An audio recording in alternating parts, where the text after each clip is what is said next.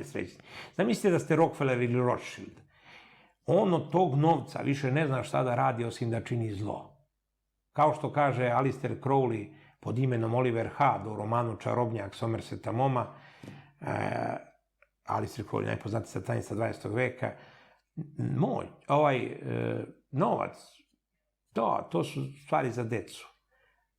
Prave ljude interesuje samo moć i oni novac koriste da bi sebi dokazali. Pa znate zašto su ustaše klale? Ako si ti na silu primio neku veru, i ako u toj veri ne nalaziš radost, i ako znaš oni koji su ostali u pravoj veri, da tu radost imaju, onda ta mržnja koja se u tebi javlja ima za cilj da ih uništi, da te ne bi podsjećali na to šta si ti izgubio, a ti si tu radost izgubio. Izgubio si radost života. Radost života je ključ koji hrišćanstvo pravoslavno donosi. I sad, zašto ovi Rockefeller, Rothschild i cijela ta luciferijanska banda to radi? Zato što oni mrze što su živi, oni mrze i Boga i ljude i hoće sve da unište. Zato oni guraju ove ludake na Ukrajini da ruše manastire, da udaraju na svetinje i tako dalje. Oni su njihovo oruđe. Namestili su im da postanu nacisti, da postanu ovo ili ono i sada idu sa tom mržnjom. A naša vera je radost. Njen smisao je u radosti, u opštenju, u čovekoljublju. Mi Srbi, evo pogledajte, i danas, posle svega što smo preživeli, nismo to još uvek izgubili. Pitanje je da li ćemo ostati s tim. To ne znam. Situacija je teška. Ali meni je jedan kaluđer, Amerikanac pravoslavni, on je dolazio ovde negde početkom ovog veka i organizovao se neka njegova predavanja, on je bio duhovni sledbenik oca Serafima Rouza.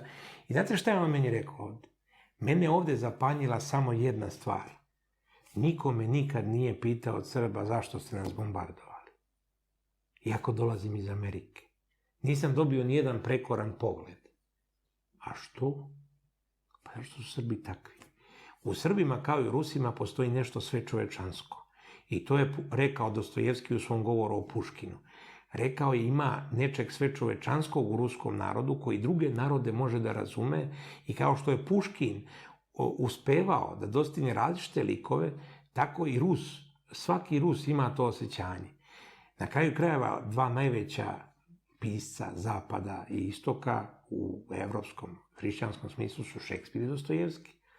Šekspirova veličina ogleda se upravo u tome da svakog čovjeka ume da prepozna, a veličina Dostojevskog je također u tome da on čovjeka nalazi u onima za koje niko nikad ne bi rekao da su ostali ljudi.